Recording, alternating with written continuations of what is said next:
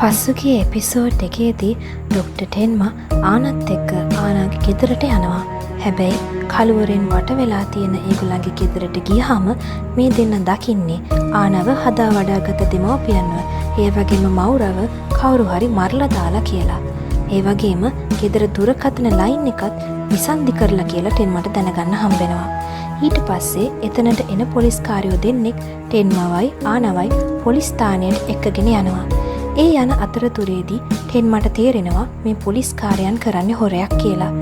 ඒ දෙන්නගෙන් බේරෙන්න ටෙන්මා ආනවත් අරගෙන පාලමකින් පල්ලෙහාට පනිනවා. මේ අතරේ රහස් පරීක්ෂක ලුන්ගේ හයිඩල්බර්ග් නගරයේ තිබිච්ච බලකොටුවේ මුයන් පල්ලෙක්ව මරලා දාලා කියලා දැනගත්තාම ඒ මිනි මැරුම ගැන විස්තර හොයන්න එතනට එනවා. එයා බලකොටුවට ගිහිල්ලා ටයි පටියක් හොයා ගන්නවා. මේ අතරේ ටෙන්මා ආනව ආරක්ෂිතව තියන්න හැදුවත් ආනා මාව හොයන්න එපා කියලා ලියුමක් ටෙන්මාට ඉතුරු කරලා දීලා අතුරුදහන් වෙනවා. ටෙන්මාට පුළුවන් වෙයිද යොහාන්ට කලින් ආයෙමත් ආනව හොයාගන්න? අපි ඒ ගැන බලමු මොන්ස්ටර් කතාවේ 8 වෙනි එපිසෝඩ් එකෙන්.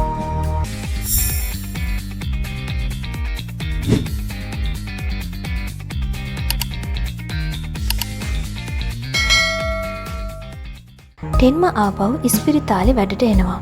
එයා සුපුරුදු පරිදි එයාගේ දෛනික රාජකාරි පටන් ගන්නවා.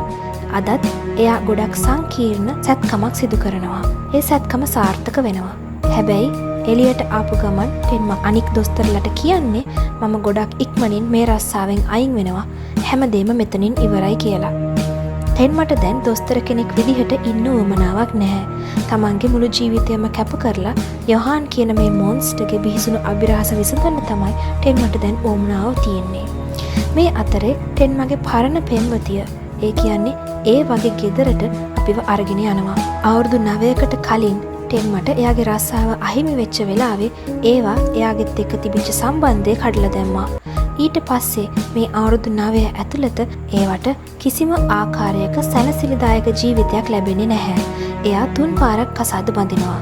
ඒ 3 පාරින්ම එයා දික් කසාද වෙනවා. එයා දැන් ගොඩක් මත්පැන් වලට ඇබ්බැහි වෙච්ච කෙනෙක් බවට පත් වෙලා. අද දවසෙත් එයාට බීලා නිදාගෙන ඉන්න අතර හීනයක් වෙනවා. ඒ අවුරුදු 9කට කලින් ටෙන්මා එයාගේ කාමරේදී ඒවා එක කතා කරපු හැටි. ටෙන්මා Tamanට කොච්චර ආදරය කරාද කියලා එයාට මතක් වෙනවා. එයා එකපාරටම ඇහැරෙනවා. එතකොට එයා දකින්නේ තමන්ව හම්බ වෙන්න කෙනෙක් ඇවිත් කියලා. ඒ එන්නේ රහස් පරීක්ෂක ලුන්ගේ. ලුන්ගේ ඒ වගේ කාමරේ වටේට ගිහිල්ලා ඒකේ තියෙන භාණ්ඩ පරීක්ෂා කරලා බලනවා. ලුන්ගේ කියනවා ඒවා ඔයා ගොඩක් සැප පහසුවෙන් ජීවත් වෙනවා කියලා මට පේනවා කියලා. ඒවා කියනවා මට ගොඩක් සල්ලි හම්බුණා මගේ තාත්තගෙන්, ඒ වගේම මගේ දික්කසාද වලින්. ඒකින්ද ඔයාට ඕන දෙයක් තියෙනවා නම් ඔයා අරගෙන යන්න. මොකද මට මේ කිසිම දෙයකින් වැඩක් නැහැ. මට මගේ බෝතලේ තියෙනවා නම් ඒ ඇති කියලා. ලුන්ගේ එකපාරටම අර මිරි මරුම සිද්ධ වෙච්ච තැනින් හම්බෙච්ච ටයි පටිය එළියට ගන්නවා. ඔයාට මේ ටයි පටිය දැක්කාම මොකක් හරි මතක් වෙනවද කියලා ලුන්ගේ ඒ වගේ අහනවා. මුලින්ම ඒවා මේ ටයි එක අඳුරන්නේ නැහැ. ලුන්ගේ ඒ ගැන විස්තර කරන්න පටන් ගන්නවා. මේක සාමාන්‍ය ටයි එකක් නෙවෙයි. මේක මීට අවුරුදු 9කට කලින් ආපු ලිමිටඩ් එඩිෂන් ටයි එකක්. ඒ නිසා මේක ගොඩක් මිල අධිකයි. මේ වගේ ටයි හැම කඩෙන්ම මහන්නේ නැහැ. ඒව මහන්නේ ප්‍රසිද්ධම ටේලර් සාප්පු වලින් විතරයි. ඉතින් මේ ටයි එක මහපු සාප්පුවේ ඔයාගේ නම රෙජිස්ටර් වෙලා තිබ්බ කියලා ලුන්ගේ කියනවා. ලුන්ගේ තවදුරටත් කියනවා මේ ටයි එක ගොඩක් පොලිසියට වටිනවා. අපි හිතනවා ඔයා මේක ඔයා ආදරය කරපු කෙනෙක්ට තෑග්ගක් විදියට දෙන්න ඇති කියලා. දැන් අපි පරීක්ෂා කරන මිනිමරුම් කිහිපයකටම මේ ටයි එක සම්බන්ධයි. ඔයා අපිට දෙන හෝඩුවාවක් ගොඩක් වටිනවා කියලායි ලුන්ගේ කියන්නේ. ඒවට ඒ වෙලේ හැමදේම මතක් වෙනවා.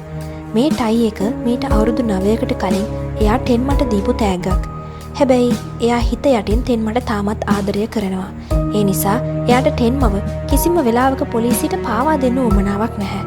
එයා ඒ නිසා පොලිසියට බොරුවක් කියනවා. මට මේ ටයි එක මතක නැහැ. මං කොච්චර පිරිමින්ට තෑගි දීලා තියෙනවද? හැබැයි කවුරුත් මට ඇත්තටම ආදරය කරන්නේ නැහැ. හැමෝම මගේ පස්සෙන් එන්නේ මගේ සල්ලි වලට විතරයි කියලා. ලුන්ගෙට තේරෙනවා ඒවා එක කතා කරලා වැඩක් නැහැ කියලා. එයා යන්න හැරෙද්දී එයා දකිනවා බිම වැටිලා තියෙන ෆොටෝ ෆ්‍රේම් එකක්. ඒක ටෙන්මයි ඒවයි ඉන්න ෆොටෝ එකක්. ලුන්ගේ ගියාට පස්සේ ඒවා ආයෙත් ෆොටෝ ෆ්‍රේම් එක අතට අරගෙන එයාගේ පරණ මතක වලට ආයෙත් යනවා. එයාට මතක් වෙනවා අවුරුදු 9කට කලින් ටෙන්මා ගොඩක් ලොකු කරදරයකට පත්වෙච්ච වෙලාවේ එයාගේ විවාහ ගිවිස ගැනීමේ මුද්ද විසික් කරපු හැටි. එයා ආයෙමත් ටෙන්මාව හම්බ වෙන්න ඉස්පිරිතාලෙට යන්න තීරණය කරනවා. ටෙන්මා මේ වෙලේ එයා කලින් දවසේ සැත්කම කරපු රෝගියත් එක්ක කතා කර කර ඉන්නවා. මේ වෙලේ එයාට නර්ස් කෙනෙක් ඇවිල්ලා කියනවා ඔයාව හම්බ වෙන්න කෙනෙක් ඇවිත් කියලා. ඔවුන් දෙන්න කතා කරන්න පටන් ගන්නවා. ඒවා එකපාරටම කිසිම දෙයක් කියන්නේ නැහැ. එයා කියනවා ටෙන්මා ඔයා ගොඩක් කෙට්ටු වෙලා ඔයා මහන්සි පාටයි කියලා. එයා එළිය බලලා එතන ඇවිල්ලා තියෙන ගහක් දකිනවා. එයා කියනවා වසන්ත කාලෙට අපි දෙන්න එළියට ගිහිල්ලා විනෝද වුණා ඔයාට මතක නැද්ද කියලා. එයා මේ විදිහට ඒගොල්ලෝ දෙන්න යාළු වෙලා හිටිය කාලේ ඒගොල්ලෝ ගත කරපු මතකයන් ටෙන්මට මතක් කරලා දෙනවා. ඒත් ටෙන්මා මේ කතාවලට කැමති නැහැ. එයා එතනින් නැගිටලා යන්න හදනවා. ඒවා මේ වෙලාවේ අසරණ වෙනවා. එයා කියනවා මට හැමදේම ඔයත් එක්ක අලුතින් පටන් ගන්න ඕනේ. මේ අසාර්ථක වුණ කසාද තුනටම පස්සේ මට තේරුණා මට ඇත්තටම ආදරය කළේ ඔයා විතරයි කියලා. ඒ නිසා අපි මේ පාර ඇත්තටම එකතු වෙමු කියලයි ඒවා කියන්නේ. ටෙන්මා මේකට එකඟ වෙන්නේ නැහැ. එයා යන්නම යනවා. ඒකට හොඳටම තරහ යනවා. එයා ඒ වෙලාවේ කෑ ගහලා කියනවා පොලිසිය එක්කෙනෙක් මාව හම්බෙන්න ආවා. ඔයාගේ ටයි එක ගැන ඒගොල්ලන්ට හොඩුවාවක් හම්බෙලා. මං දන්නවා මොකක් හරි ප්‍රශ්නක ඉන්නේ කියලා. හැබැයි මම ඔයාට ආදරේ නිසා පොලිසියට ඔත්තු දුන්නේ නැහැ. ඔයා ආපහු මාත් එක්ක එකතු වෙනවනම් මං ඔයා ගැන කවදාවත් පොලිසියට කියන්නේ නැහැ කියලා. මේක හරියට තර්ජනයක් වගේ තමයි ටෙන්මා දකින්නේ. ටෙන්මා හැබැයි ඒකට කලබල වෙන්නේ නැහැ. එයා කියනවා මට දැන් කරන්න තියෙන්නේ මට විතරක් කරන්න පුළුවන් වැඩක්. ඒකට ඔයාට උදව් කරන්න බෑ කියලා. එයා මේ වෙලේ නොකිය කියන්නේ යොහාන්ව ආයෙත් අල්ල ගන්න එක ගැන. ඒත් මේක ගැන ඒවා දන්නේ නැහැ. එයාට උපරිමයටම කේන්ති යනවා. එයා ඉස්පිරිතාලේ කොරිඩෝ එක දෙදරන්න කෑ ගහනවා. මම දැන්ම පොලිසියට ගිහින් ඔයාව පාවලා දෙනවා. ඔයාව අත්අඩංගුවට ගන්න මම උදව් වෙනවා කියලා. ටෙන්මා මේකට කලබල වෙන්නේ නැහැ. එයා කිසිම ගාණක් නැතුව එතනින් යන්න යනවා. ඒවා කීවා වගේම පොලිසියට යනවා. එයා ඉන්ස්පෙක්ටර් ලුන්ගේව හම්බෙනවා.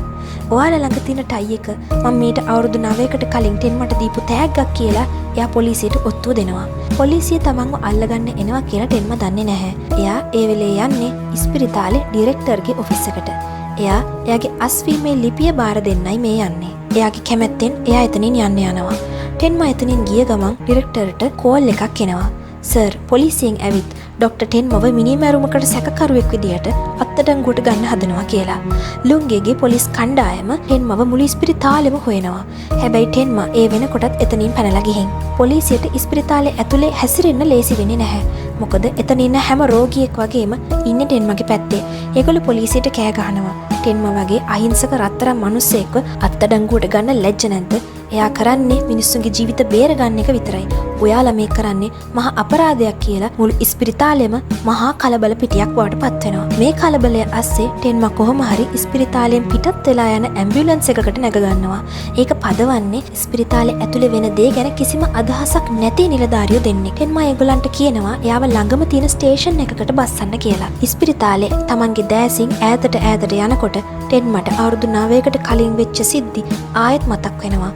මීට අවුරුදු 9කට කලින් එයා යොහාන්ගේ ජීවිතය බේරගත්ත හැටි. ඒක නිසා එයාට එයාගේ අනාගතය ඒ වගේම එයාගේ රස්සාව නැති වුණ හැටි. ඊට පස්සේ යොහාන්ගේ ලෙඩ ඇඳ ගාව තමන් ඉස්පිරිතාලේ හිටපු දොස්තරලට කොච්චර වෛර කරනවද?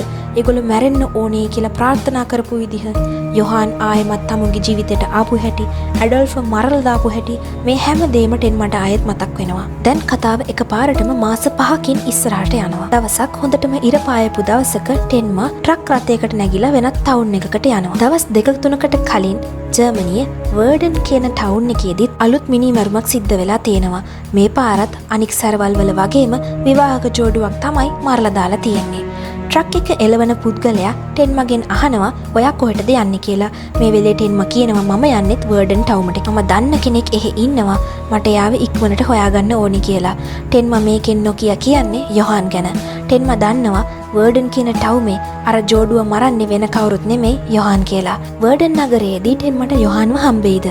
අපි ඒ ගැන බලමු මොන්ස්ටර් කතාවේ ඊළඟ එපිසෝඩ් එකෙන්.